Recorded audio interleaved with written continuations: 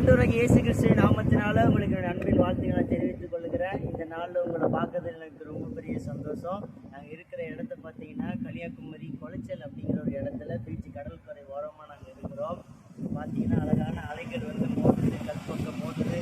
இங்கே பார்த்தீங்கன்னா நிறைய நல்ல படகுகள் நிறைய அழகழகாக இருக்குது. இதை பார்க்கும்போது இதயத்தில் ஒரு பெரிய சமாதானம் வருது. இதை பார்க்கும்போது எனக்கு வேதத்தில் ஒரு சம்பவம் மாத்திரம் ஞாபகத்துக்கு வருது.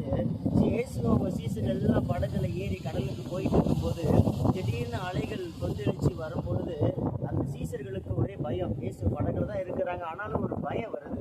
என்ன ஆகும் போது தெரியலையே, நாங்கள் மடிந்து போகுது உங்களுக்கு சித்தமா ஐயரேன்னு சொல்லி இயேசு எழுப்புறாங்க. அப்போ இயேசு எழுப்பிட்டு இயேசு போயிட்டு பிள்ளைங்க பயப்படுறாங்கன்னு தெரிஞ்ச உடனே பார்த்தீங்களா இந்த மாதிரி அலைகள் அப்படியே கொந்தளிச்சு எழும்புறது. நடுக்கடலில் பயங்கரமாக எழும்பி இருக்கும். அந்த கடலையும் காற்றையும் பார்த்து இயேசு கிறிஸ்து ஒரே ஒரு வார்த்தை தான் சொன்னார், நீ இறையாத அமைதியாது, நீ இறையினால என் பிள்ளைங்க பயப்படுறாங்க.